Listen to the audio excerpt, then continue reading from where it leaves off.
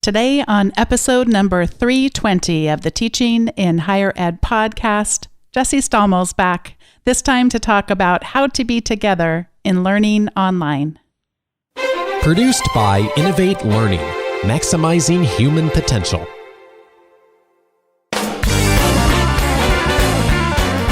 Hello and welcome to this episode of Teaching in Higher Ed.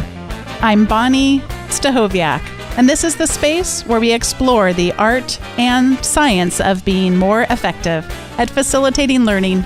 We also share ways to improve our productivity approaches so we can have more peace in our lives and be even more present for our students.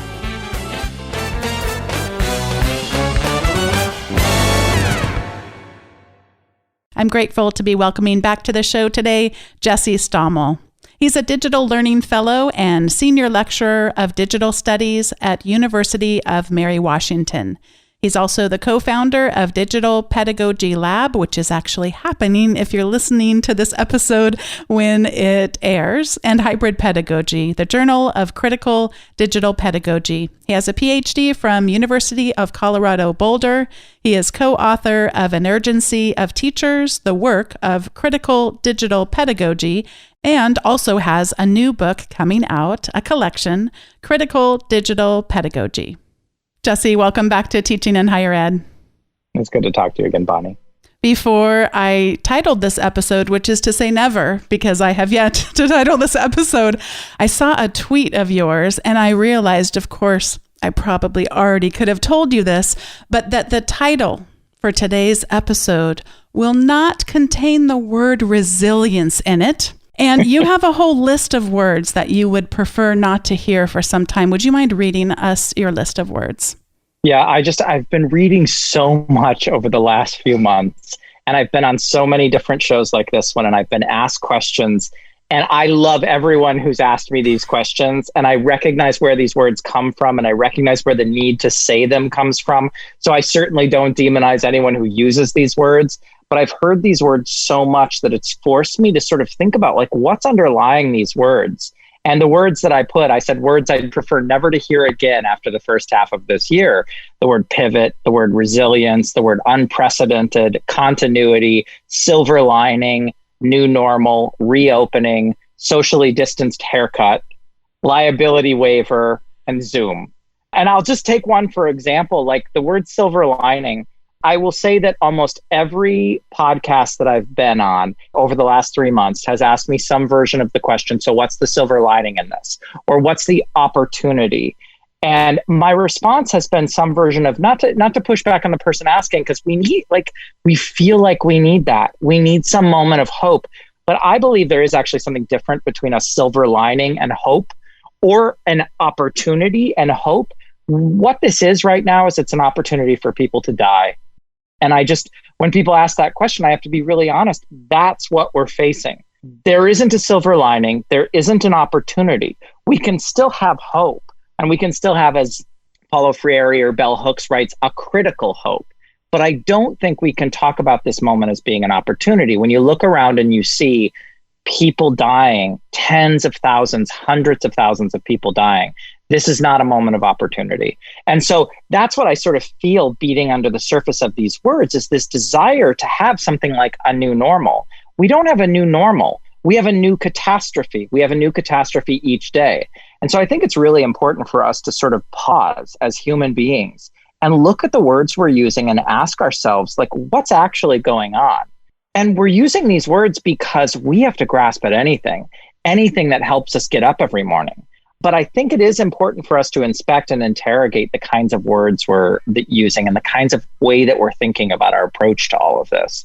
So it's totally fine. I will not throw anything at you if you use the word resilience in your title for this. And in fact, resilience was one of those words that a bunch of people jumped back when I tweeted this and said, I've got to hold on to the word resilience. And I think resilience is a great word, but I think that the issue that I have with it is that resilience comes from a place of privilege. There are certain people who in a moment like this are poised to be resilient. And to imagine that we can valorize our own resilience is to say, I can look at myself and say, look at all of the amazingness that I brought into this pandemic that is allowing me to be resilient within it. I think it's better for us to look around and say, who is struggling and how can we help them? One of my favorite memoirs is titled Everything Happens for a Reason and Other Lies I've Loved. And she actually teaches theology at Princeton, I believe, if memory serves. I'll put a link in the show notes for anyone who's interested. But of course, that's something that people who are of, at least as far as I know, a Christian faith might try to do that. And I think the intent they think is to be kind, but actually what it is to protect one's self from that feeling of discomfort of what it's like to truly meet someone and be fully present for them in their pain.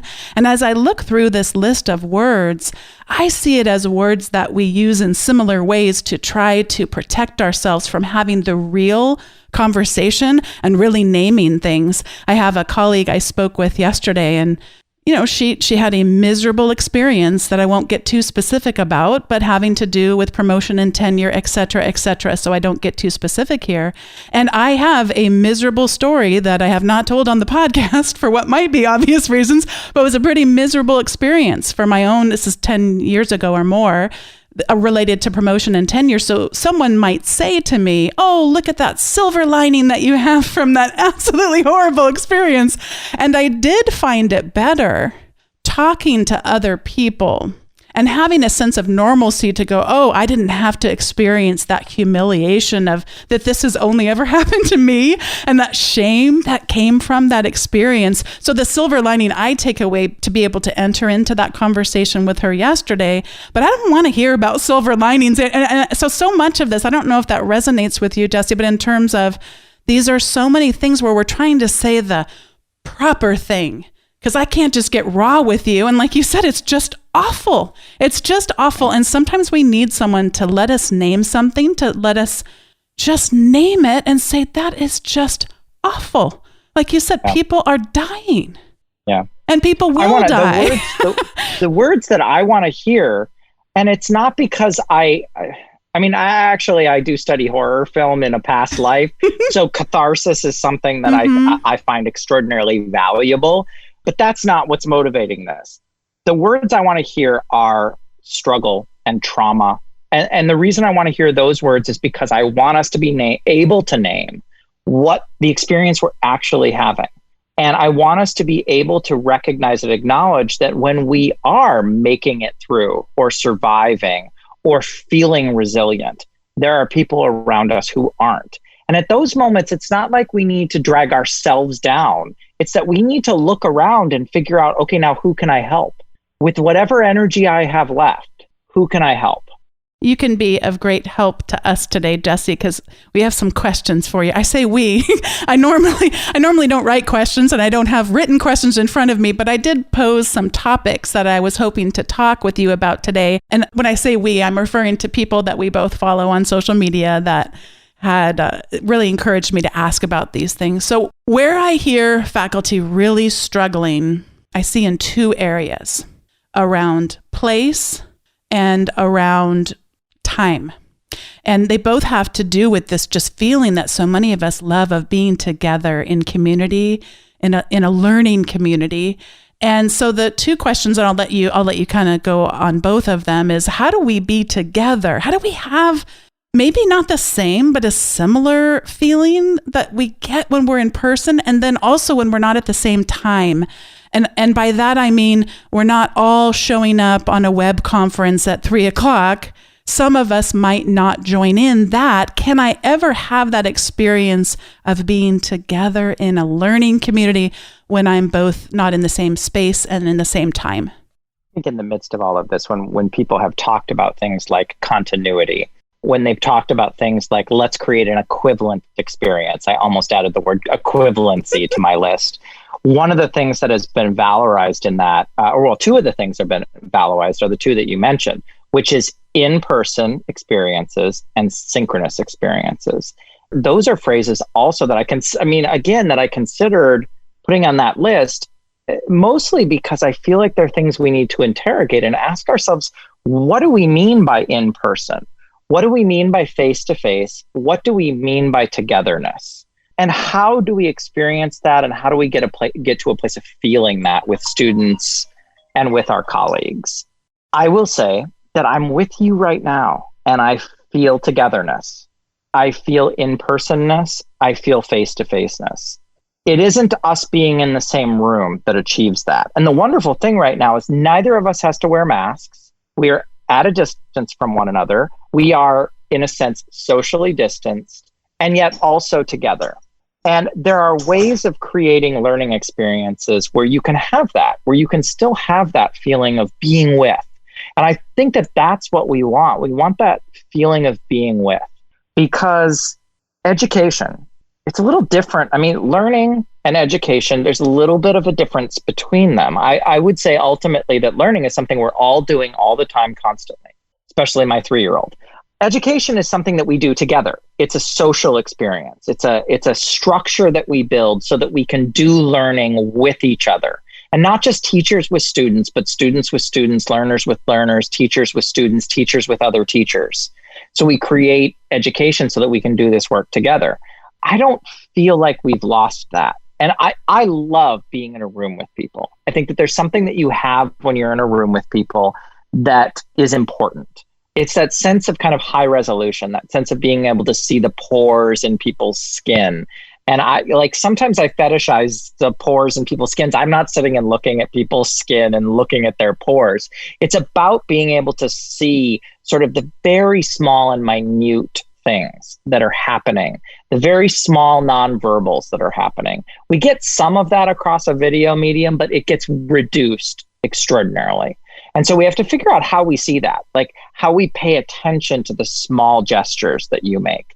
Like, how do I see your environment? And how does your environment influence how I interact with you? It still does, but we sort of have to learn a new language for interacting with one another when we're face to face, but also at a distance.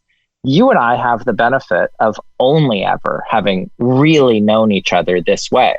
And so we've gotten really good at feeling together at a distance. It's actually a little harder. Like, I have a harder time, honestly, feeling present with my mother than I do with you, because my interaction with my mother has been different.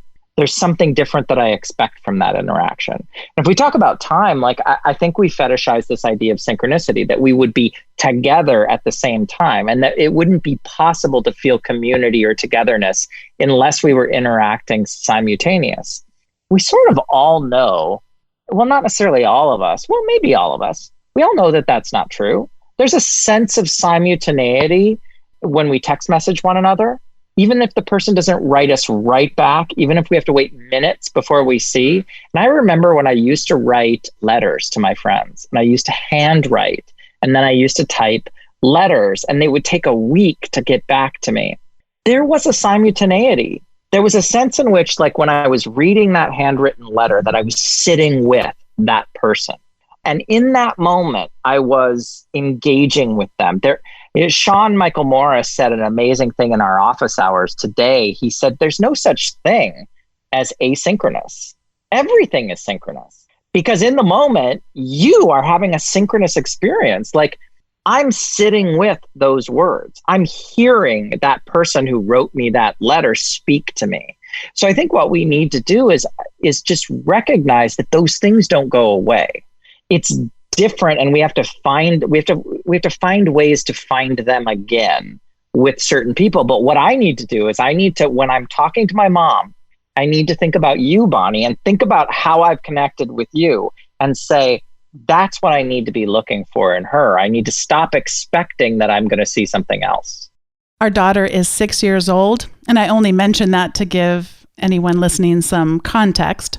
So a lot of times at night we're snuggling up, and let's just say occasionally I've got the iPad in front of me, and she might come in unexpectedly after she finishes brushing her teeth or whatever. So last night I had wanted to send a message to a colleague of mine. We're working through a pilot course right now, and I'm actually doing the assignments myself along with the students, and because it's designed to help us get ready for the fall. So what better opportunity? And I was really happy because I'd been really wrestling with revisiting the learning outcomes, and I just had this breakthrough. But it's something like 9 o'clock at night, and I don't want to text him, even though I know that he doesn't go to bed that early. But it's still, I know the right thing to do here. It's not that pressing of a thing. Send it over email, and he can take a look whenever he wants. But it was so funny. She comes in, she says, "Mommy, who are you talking to?" It's David. Okay. She remembers him because she's met him before. She says, "Okay, well, you shouldn't send this over email. Email takes too long. You should send him a text message. Text messages are a lot faster, Mommy." And I just thought, she's 6, Jessie. She's 6, and she already understands these different mediums and different ways that you could communicate and some of the affordances of it. And I thought, she is 6. And another thing I think about my relationship with you, which has been spanning now over 6 years, is that I get to share in your joys, and I get to share in your sorrows as well. And recently saw that your sweet cat passed away. Yeah. And, just to see the outpouring of love for you and what that meant for your daughter. And I was thinking about, it was possible that was maybe her first time that she had an experience of death. Yeah. Yeah. And I'm struggling to figure out how to work through it with her. And it's complicated because she totally gets it and doesn't get it at the same time. But I'll be honest, I totally get it and don't get it at the same time. I mean, it's not something that makes sense. And it was sudden. He got sick a couple of days ago, and it came a little bit out of nowhere. And here's the thing I would also say, going back to connecting what you're saying and then this to the idea of synchronicity or simultaneity. The people who are listening to this podcast are not sitting with us right now. They don't even know that this podcast exists yet. And yet they'll listen to this and they are sitting with us and we are talking to them. And I even had a conversation with my husband just before we started recording. And I said, I'm about to go into a recording of a podcast episode, and you don't have to go out of the house, just, be out of the room so that I can focus. Totally fine if people hear Hazel. And it's interesting, I can hear her as you were talking about our cat having recently died and her experience of it. I could hear her calling to me from the other room, and maybe that got picked up in the audio. But I kind of like the idea that it would get picked up in the audio, because that to me is synchronicity. That to me is simultaneity. It's the idea that we would be inside of someone else's reality. And it doesn't mean that I share everything. It doesn't necessarily mean that people have access to every part of who I am. It's about letting people have a glimpse, letting people see a small bit of who we are when we show up for things like this or show up to a classroom. And I'll be honest, I didn't mean to tell the entire internet that my cat had died. It's not usually something that I share so in the moment. It usually takes me time to process before I share stuff like that. I'm not someone who gives a running tally on my life, but the thing is, we had thought that he was going to survive and we thought we were bringing him home. And so I had told everyone that we were bringing him home, and then he suddenly died. And so I felt like I had to close the loop for people, but that also was part of this sense of simultaneity. I had let people into my life. I had let people into my room, into my house, into what is going on for my daughter. And I couldn't just leave them there without closing the loop. But I don't necessarily mean that I just want to end it as though it's a story, without acknowledging their presence and saying, you're here. I see you're here now. I already let you in. I can't just send you away. Speaking of words that I'd prefer to never use again, or expressions, but I can't find a better one. I suspect you probably have a better one for me. Light bulb moments. That feeling. In fact, I had someone on who teaches physics, and he literally has light bulb moments with his students where he has some sort of a thingy. That's a technical thing. I think you're following me. And then if they all hold my hands. husband's an engineer, okay. So he tells me all the time about thingies. Good. So everyone in the class literally holds hands. And they literally see the light bulb go on as they're learning how to make a circuit and how circuits work. And so at any rate, but light bulb moments, we both missed those. And I think some of that could be, maybe they need to go away, but part of it's how we measure success. And then how do people replace that? Or should they even try to replace that?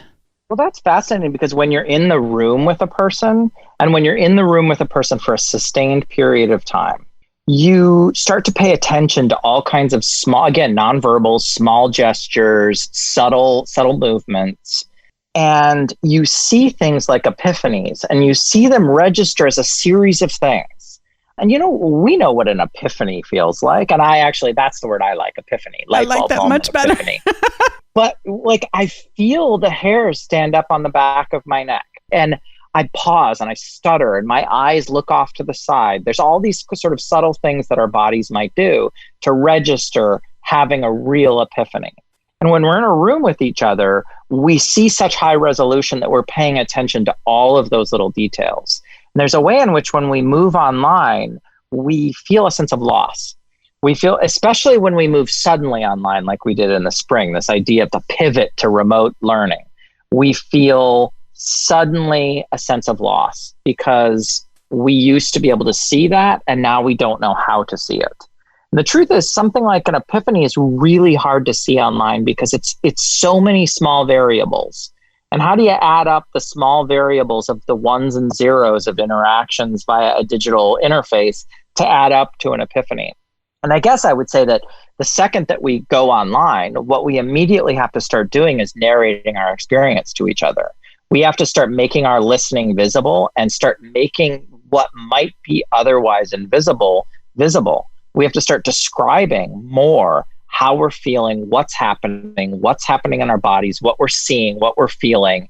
And that to me is that's how we bridge that gap between the face-to-face and the online, is we start having to make the invisible visible, make listening visible. The colleague David that I referenced earlier, it's really just, a lot of he and I trying to prepare our faculty for the fall. So we're getting quite close working through this together. He and I have funny debates about words and phrases too, like best practices. I've told him not a big fan and that, warned him. And then he tells me apparently I use that phrase. So I can imagine that if you actually use the word you tell other people not to use, it's probably not. But we have a funny banter. But the word equivalent has come up a lot. And I've wondered, should I tell David not to use that word anymore? And yet I've decided that actually in our case, I think it might be an okay word. And I looked it up because it doesn't mean the same. It's at least the definition that I saw, it would be providing the same value. So as we're trying to describe, it's really hard to paint this picture. As we're trying to describe that, yes, you may not have the exact identical set of affordances in asynchronous, that what you do provide are other affordances, so they might possibly add up to be similar in value.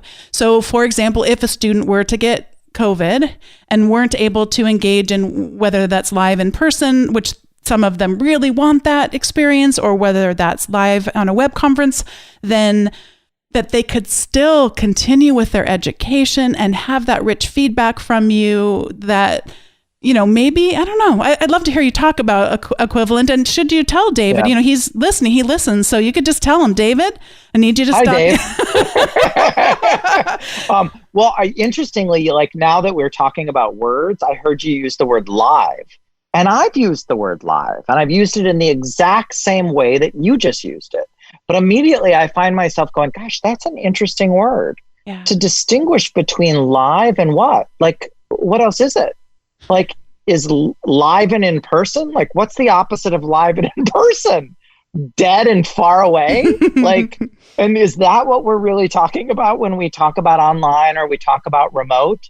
Because if we are, that's not a pivot at all. That's not an equivalence at all.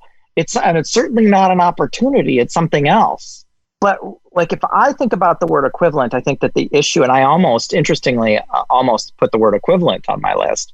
The reason I didn't is because I think the nuance that we're talking about, it wouldn't really work in a list because it almost needed 6 tweets to kind of talk about what I think about the word equivalence. I think that the word equivalence has been used in some really inappropriate ways to describe basically the neat and tidy porting of face-to-face learning to online learning. And that's just not how that works. And so my trouble with the word equivalence is that people make it seem easy.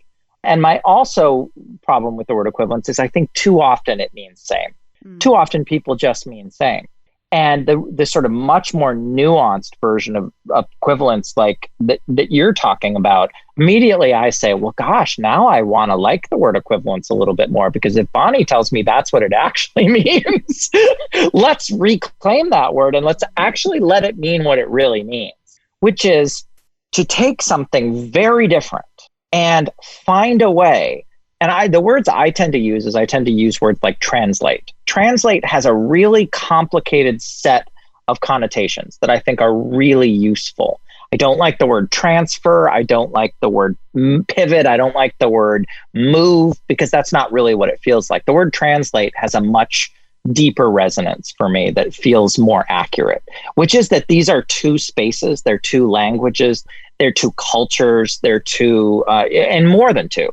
And so ultimately, when you're moving from face to face, when you're moving to live, when you're moving from live, when you're moving from on ground to online, remote, asynchronous, virtual, I think what you're really talking is you're talking about how to span a difference and the way to span that difference and the complexity of spanning that difference. And also what gets lost. And the same thing with the word translation. Often with translation, we're talking about what can't translate. And those are the things that are really interesting in translation. They're the things that when there's a word that does not have a corollary in another language, those are the moments where you pause and you say, here's what's most interesting about these languages is the places where they just diverge and where something becomes impossible to speak. And so I think that when we're talking about moving to online or pivoting to online or any of these words, that's what we need to talk about. We need to talk about the things that you used the word affordances, the affordances that just aren't possible in any other medium. So you and I heard from someone named Robin Schindel, and she was someone who posed a question for you on Twitter. And I even asked her to expand on it. So she started out by saying, everything I see from Jessie is so incredibly grounded. I'd love to know how to maintain that. And I kept thinking that I just love you, Jessie, and I treasure the way that I've gotten to know you, and I've learned so much from you, but I didn't want to take all my stuff and just put it, pack it in her question. I wanted to know what she meant by that because I already knew what I meant. So I asked her to expand, and she did, and I just think her words are so beautiful. So she did expand. She says, like he's thought through what's right and what's practical, and somehow makes it all come together in something that seems so common sense once he says it, but isn't common at all. This is what I want all leaders to act like. And then her question to you and my question to you, how do we develop that in ourselves? Yeah. Honestly, I will tell you that when I saw that on Twitter, I almost wept. I needed it. I needed it when it came, and for all kinds of reasons. And so the thing is that in moments when we're struggling, we need to hear that sort of thing. And honestly, how do we build that in ourselves? By telling each other things like that. Honestly, the only reason I can keep doing the work that I do is because people who I don't even realize see me do. And I feel like she encapsulated something I've tried to do my entire career in a few sentences that I could have never described myself. And she described it so wonderfully that I felt really moved. And interestingly, I felt moved to be even better at those things that she described. I'll say that almost when she first said the thing about grounded, I almost jumped into the conversation, but I just thought, I'll wait, I'll see where this goes. And so I just listened. I paused. But when she said the thing about grounded, I wanted to tell her, a lot of the time I'm not grounded. That's something I have to work at every single day. And then when she described more specifically, I thought, oh, wow, that's why what she just said, that's why when I try hard, sometimes really, really hard to stay grounded, that's why I succeed, because of what she has captured there, which is that I just want to see the world as it is. There is so much shit that we have to wade through. And even as I was building up to saying that, I thought, am I really going to use it? Do I have to have a cuss word right here? Because I don't cuss a lot. Mm-hmm. But I thought, yeah, I do. Because honestly, that's what it is. There's so much shit that all of us have to wade through on a daily basis, whether it's bureaucracy, whether it's politics, whether it's optics, whatever it is at our institutions, in our jobs, in our lives, that feels like it weighs us down, like it's bramble that we have to push through. And ultimately, what I try and do as much as I possibly can is just see past that and see through that. The interesting thing is that I think I definitely succeed. I mean, I think I am good at that. I think I'm good at sort of seeing what's on the other side of that and then just stating really clearly what it is. But often when I'm stating it, I'm not stating it for you. I'm not stating it for her. I'm almost stating it just to remind myself that it's there and that I can get to it. Because the truth is, I still have to go through that bramble in order to get there myself. And honestly, I get scraped, I get bloodied, I get all of the things. Now I'm getting lost in this metaphor, but you know what I mean? Like, it's not like I live in some magical reality where it just feels like that all the time. It feels rough and hard, and it doesn't feel grounded a lot of the time. It's always a sort of place I'm trying to get to. And just go back to what I said at the start, like it's being told things like that help me realize that I can get there, that I can continue to persevere, that I can continue to help other people get there too. And so just so much thanks to her. It was important. We watched part of Hamilton. I haven't finished it yet, but with the kids. And I had read a little bit about, is this okay to have kids watch? So I knew that there was some language in there. And so I talked to them a little bit about language. And then they're hearing language in other places too. I have a TikTok account, and mostly we just browse it. They love the animal videos, but you got to be pretty quick with that flip of the finger, or you're going to have your kids hear some language. And so I'm trying not to. I think I heard somewhere not to tell kids that there's like bad words and good words. So what I'm trying to explain is that sometimes words that people would call bad words, I just want them to be more precise in their language. So we talk about, not that, in fact, when they started watching it, our daughter says, "Oh, I heard the bad word." And I said, "What word did you hear?" "Died." Well, died's a bad word, but it's precise. Like that's exactly what the person was meaning. So they now know the word shit. And so we talk about what does that literally mean? And then what does that mean? Like, when might that word be appropriate to say? Because it really is the precise descriptor. So I might have to have them listen to you say the word shit. Well, I mean, to me, it's about the when you need both a precision in the point that you're trying to make, a sort of rhetorical precision, but when you also need an emotional precision, and you need people to understand, like, this is how it feels for me. Like a word like brambles, which is another one that I used, that does not capture how that feels to me. Yeah. And so ultimately, some of those words become about how do we capture our feelings in language, and how do we capture the rhetorical point that we're making. And ultimately, I think it's really important for us to be able to convey both to one another.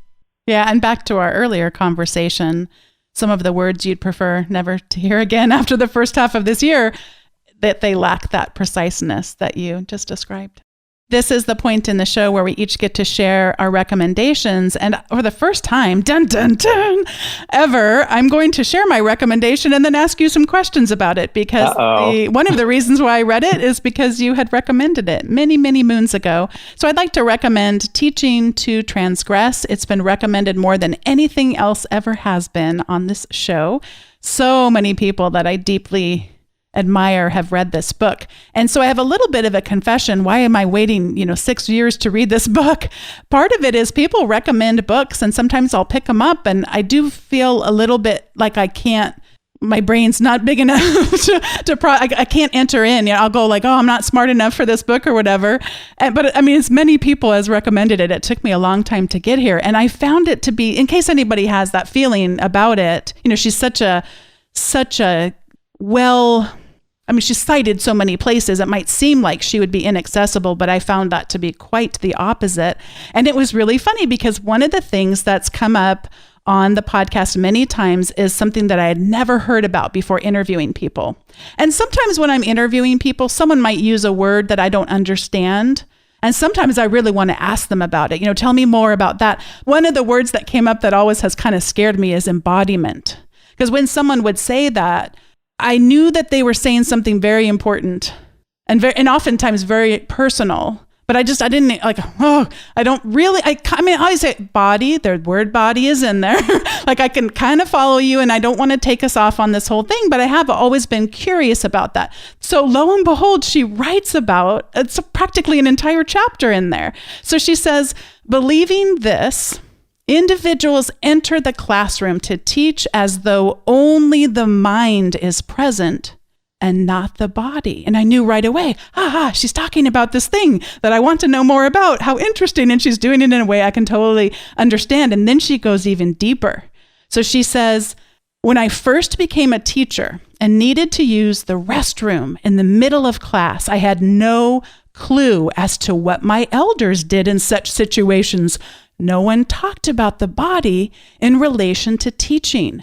What did one do with the body in the classroom? And the first things I went to, I thought, oh gosh, the colleague who's passed away. And I just remember she's on chemo and she's still coming in to teach, and she's drinking 7-Up, and she's so sick, and she's having to leave her classroom to vomit in the bathroom. And that memory sears in my heart.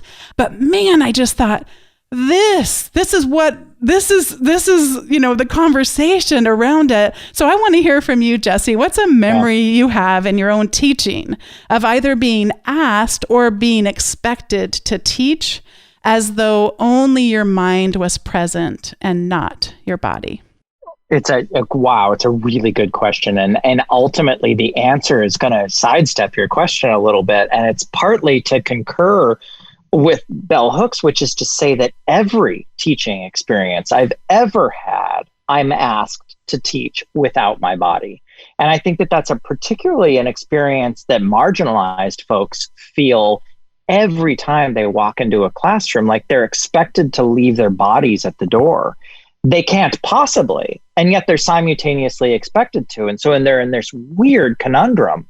And if I think about how and where that has manifested for me, it's manifested in lots of different places. I mean, I bring a queer body into the classroom, and that body has an impact on the kinds of experiences that I have in that classroom. And interestingly, it is a bit different to bring a queer body into a classroom than it is to bring a Black body into a classroom, because I can often pass as not queer in a classroom. So in some ways, my embodiment is somewhat invisible in some cases in certain classrooms. I will describe an experience that I had of not being able to leave my body at the door. And that was when Hazel was born. Hazel was born, and that was a little over 3.5 years ago. And suddenly, as a new parent and a new queer parent with a Black daughter, my sense of myself in the world and who I was in the world was all of a sudden extraordinarily visceral to me. When you go from being someone who at least I felt like I could pass as straight in a lot of situations. I'm a cis-presenting male. People often misrecognized me and my husband as brothers. All of a sudden, when you take those two people and you're pushing a Black baby in a baby carriage, we didn't pass anymore at all. And it was sudden. And so all of a sudden I had an experience of myself as embodied that I might have talked about in a sort of a theoretical way previously, but I had a really visceral sense of this body that I was bringing into a classroom. And then you add to that being a new parent and being sleep deprived and being the night dad and being the dad who's waking up with the baby and going and then teaching night classes to non-traditional adult students. And all of a sudden, I had a different relationship to my students. I had a relationship where I didn't get to decide whether or not I was going to divulge who I was to that group of students. I couldn't not bring that self to the classroom. I couldn't not be fully embodied in that room with students. And that was after 18 years of teaching. For 18 years, my embodiment in a classroom was a choice. And that was a moment, and I still feel privileged in a lot of ways because two gay men with a baby are charming. At least they're charming in my current cultural situation. And that isn't true for all people who bring their bodies into a classroom. And yet what I did recognize is, wow, it was fascinating to see what it's like to not have a choice but to bring your body into a classroom. The other thing I'll say is that we can talk about this more, maybe it's a whole other episode. I'm an abuse victim. And so I flinch when people come at me quickly. When I'm watching, I study horror film, I study documentary film. I have to watch a lot of very visceral things on screen with students in the room. And I have a different reaction than most people do to that stuff on screen. Probably part of the reason I study that is because I'm an abuse victim. And so working through that and experiencing catharsis alongside other people is sort of important to my healing process. And yet it means that when I'm having that experience with students, I can't not be physically present. When I'm seeing violence on a screen, I'm usually experiencing the violence. That's sort of how it works for me. I feel it in my body when I'm seeing it. And so I'm having to process that with students nearby me. And so that is also something that I bring to the classroom. So now if you imagine sort of the intersectional bodies that a lot of people bring, like people of color who have also experienced violence, who have experienced a history of white supremacy in their life, and you imagine the traumatized bodies that they might bring to a classroom, you imagine what it is to teach from that space. And then you add to that, what is it to imagine teaching from that space while denying the body that you have brought into that room, which is what so many of us are asked to do. That's ultimately, like, to me, embodiment is when you can't not bring your full body into an environment. So when Bell Hooks writes about it, she's acknowledging that that body is with her whether she wants it to be or not. But she's also talking about bringing your full self to a classroom, which means acknowledging and being honest about that complicated self that you bring to a classroom. And even that, I will be honest, is a point of privilege. Even that ability to acknowledge it, frankly, it's not something that Bell Hooks could do throughout her entire career. It's certainly not something that I could do throughout my entire career. And so, yeah, let's do a whole other episode, honestly, on embodiment. It's a really, really rich, hard, important topic. I would absolutely love that. I just had a vision of you, and maybe we invite Sean Michael Morris in, and I can ask I've got all my highlights. I'm so ready to do this. Let's absolutely do that. Let's do it. So thank you for sharing that part of your story. You were reminding me a little bit on the episode where I spoke with Jose Vilson. We spoke at the beginning about identity and this iceberg exercise that my son had gone through with his librarian at school. And you're just reminding me of the things that we can see about others' identities, and then underneath that water, all the things that we can't see, and to remember that our students are coming into our classes with very rich identities, and as you said, intersectional, some that we can visibly see and so many that we cannot. Well, this is your turn to give your recommendation. So my recommendation is and I thought about this because I've done this with you several times, and I'm often recommending something that I cherish and something I love. But I really felt like it was important to recommend to people something that I felt was vital that they read right now. And the thing that I'm going to recommend is that for those people who are working at institutions that are reopening in the fall, or that are bringing students back to campus in fall. Most of your institutions are currently either composing or have just composed a return to campus plan. And what I would encourage folks to do is read every single word of that plan. And the reason I would say is that, like, I read every single word of the plan for my own institution.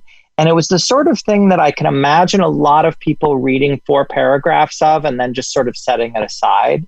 But the reason I encourage people to read every word of it is because that is your institution signaling to you and the students what it values. That is probably one of the most clear declarations that we have right now of who our institutions are and what they want to be when they grow up, so to speak. And so read the Return to Campus plan. And it isn't to say, all of them will be hard to read because honestly, so many of these are PR driven, public relations driven, marketing driven. Institutions are trying to say, hey, look, we're still trying to do good. So you have to read them with patience and with understanding, but you also have to read them with an eyebrow raised and recognize that someone wrote those words. Someone at your institution believes those words, and those words got signed off on by many, many people at the institution. And I would say if your institution is not going, has no reopening plan, if you're fully online for the fall, find another institution's reopening plan, because I feel like these reopening plans are a bellwether for what's currently happening in higher education and honestly in K through 12 education. And I feel like us getting to know and understand what's going on in these plans helps us understand what the roadmap is for education in the United States and beyond. Jesse, I'm so grateful for you, and I'm grateful for this conversation, and I can't wait for the next one. Thank you so much for having me again. I'm so thankful for this conversation with Jesse Stommel, and I hope that you are too. If you'd like to connect with either of us on Twitter, he is over at Twitter at Jessifer, Jessifer, and I'm over there at BONNI208. We'd love to be connected with you. And also want to encourage you to go over to the show notes at teachinginhighered.com/320. And there'll be a link to Jesse's new book along with all of his co-authors. And that is Critical Digital Pedagogy. So I'll have a link to that in the show notes. Hope you'll check that out. And I'm sure we'll all be learning a lot about what's happening at the Digital Pedagogy Lab as well. Thanks so much for listening, and I'll see you next time on Teaching in Higher Ed.